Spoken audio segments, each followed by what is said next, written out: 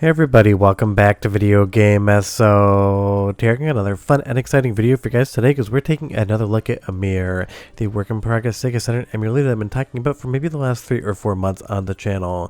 Because as of 2 days ago of the recording of this voiceover, it got a massive update hitting 0.2 status as far as the GitHub build is concerned. It is now playing over 90% of the entire Sega Saturn library, PAL, NTSC, and Japan included, and honestly so many of those games feel near to flawless. Now this emulator is still not done, so I don't want you to think it's 100% complete, but the level of improvements we're seeing on this new version of Ymir in some games definitely trick you into thinking this emulator was completely finished up. Before we get too far involved though, do me a huge favor, go down below, hit like and subscribe and ring that notification bell, definitely helps us out. And if you feel so inclined and want to support the channel, we got a Patreon link down below as well. And I apologize in advance if my voice sounds a little bit hoarse today. We are dead in the middle of seasonal allergy season in Chicago. All the leaves are falling and molding on the ground, and that's absolutely video game esoteric because personal kryptonite is mold. But because I love Sega Saturn so much, I wanted to make this video anyway. And I'm starting right off with obviously the House of the Dead.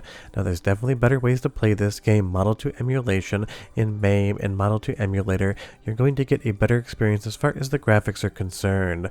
But this is how I grew up playing the House of the Dead back in the day on my Saturn in my bedroom as a kid. And I still have a lot of nostalgia for this particular release.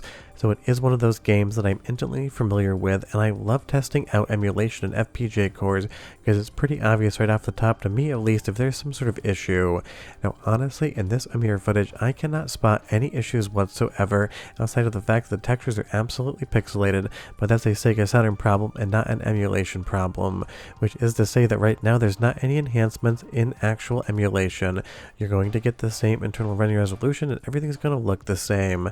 And before you ask in the comments down below, no, I have no idea if that's ever coming to the emulator, whether it's going to be the next version or basically 10 versions from now, or is not part of the entire evolution process of this emulation platform.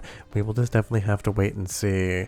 But as far as the performance is concerned, this is running every bit as good as the Sega Saturn version would on real hardware, running every bit as good as the Mr. FPGA core we have from SRG 320.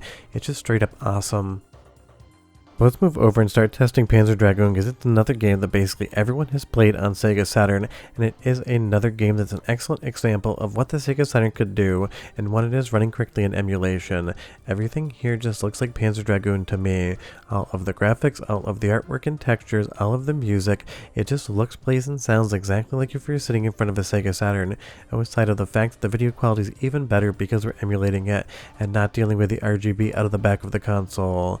And even though I will always say I think the Saturn has the best RGB out video quality of any console ever made, it's still never going to beat something like HDMI, and it's never going to beat something like software emulation for just that crystal clear image out. But as far as how all of VDP 1 and 2 are drawing all of the infinite planes, sprites, polygons, and otherwise here in Panzer Dragoon, I am hard pressed to find a single pixel I could point to say that Ymir is doing something worse than bed to fed Mr. FPGA or real hardware. But as I like to say in all of these videos, you have thousands upon thousands of eyes, I just have the 2, and sometimes when you are editing things, you end up basically blind to problems right in front of you because you're more focusing on the flow of the video and less on the pixel peeping. So if you see anything in these video examples that does not look correct to you, leave me a comment down below because quite often you guys will catch things that I miss, not just because I had to play the game, I had to edit it and voice it over, so sometimes you look at something long enough and you just miss what's right in front of your face. But as far as Ymir is concerned on Panzer Dragoon, seems 10 out of 10 perfect in my opinion, but of course I haven't played through the entire game, I don't have all that time to do all these tests, but the nice thing is I will leave a link in the description below. There is a full update guide as well as a full testing spreadsheet to show you every single game. But as soundtrack sample 1, hear how perfect the audio is, and I'll be right back with a lot more Saturn.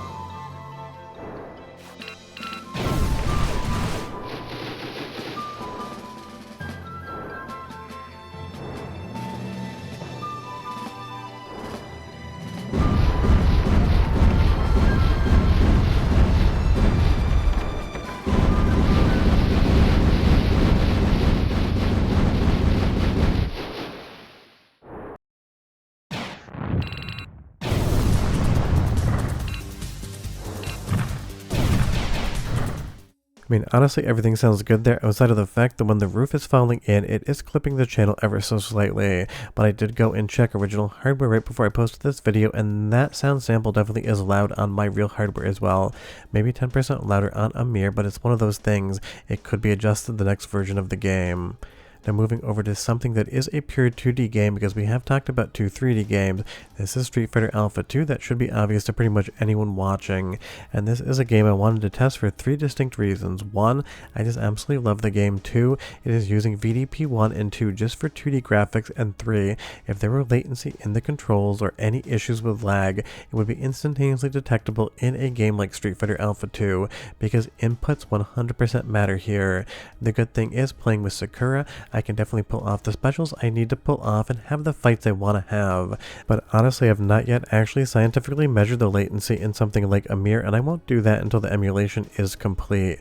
But as far as my gameplay experience is concerned, that very unscientific way to measure latency, I'm having no issues with my inputs whatsoever. And if you're wondering why I personally don't do stuff like measure latency until an emulator or FPGA core is finished, is because it basically just isn't finished. That should be obvious. If it's one of those situations where there's no latency now and it ends up coming into emulation in some revision, people are going to watch this video and comment and say I told them the wrong thing. If I tell you there is a tiny bit of latency now scientifically, people are going to think that that's going to persist for the entirety of the emulator's development. So I really don't like putting numerical values to things that are still being coded, because things are subject to change, and I'm sure they may. But as far as actually just playing Street Fighter Alpha 2 here, getting the moves in, playing around with the D-pad, everything felt natural. I was able to jump around, move my character, and put the move in I want without any issues whatsoever. So I stopped thinking about latency and just started enjoying the game, and that's really what matters when it comes to stuff like a fighting game on Sega Saturn, especially in emulation. But now let's move over to Darius Gaiden, one of my favorite 2D shmups of all time and one of my favorite Taito shmups of all time. This is a port from the Taito F3 arcade board over to Sega Saturn, and this game has some of the best 2D visuals ever, and in my opinion also one of the best soundtracks Taito ever made, and that is saying something, because Zuntata was one of the best music bands as far as video game music's ever made. I'm going to give you the next soundtrack sample, but if you're wondering why I stopped shooting, I just basically take a couple deaths and try to avoid bullets. It's because I'm trying to get you to hear the music and not as many sound effects when I'm shooting. So I'll go ahead and listen for 45 seconds, hear the amazing music and quality, and I'll be right back with more Saturn.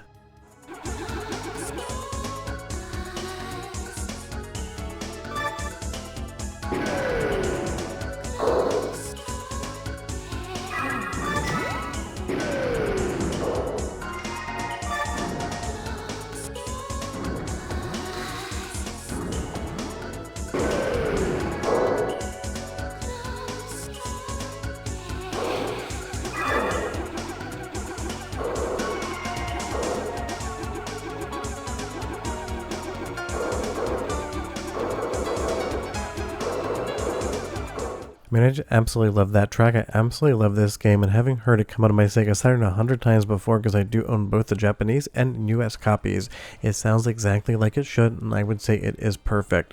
Now, if you're wondering how this all evolved, basically the CD area was rewritten in code for a lot better compatibility, and it went from HLE to LLE, or low-level emulation.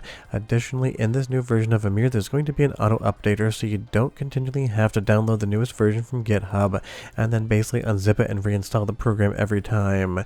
Now when there is a new version of Ymir, it's going to prompt you if you want to update to it, and you can select yes or no, which is definitely going to be great moving forward. And it's one of those things, I didn't go over all the changes in GitHub because they're highly technical, and what I know you want to hear is it's getting better and a lot of things seem perfect, because I've just been talking about this emulator for less than 6 months, and in that point in time it's went from running like 5 or 6 games to now running over 90% of every single Sega Saturn game ever made.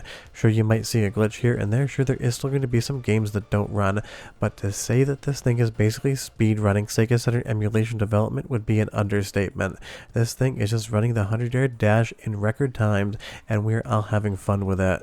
Leave me a comment down below and you tell me, have you been testing Ymir emulation or not, or have you just been living vicariously through these videos? Because I will definitely continue to update you as new fundamental changes come in, because if you know there's two things about me, I love Sega Saturn and I love emulation and keeping the Sega dream alive for all the fans. And leave me a comment down below and tell me what your favorite Sega Saturn game of all time is. I would be curious. For me, 10 days out of the week, and I know there's only 7, it's Saturn Bomberman. I'll see you guys next time. Bye-bye.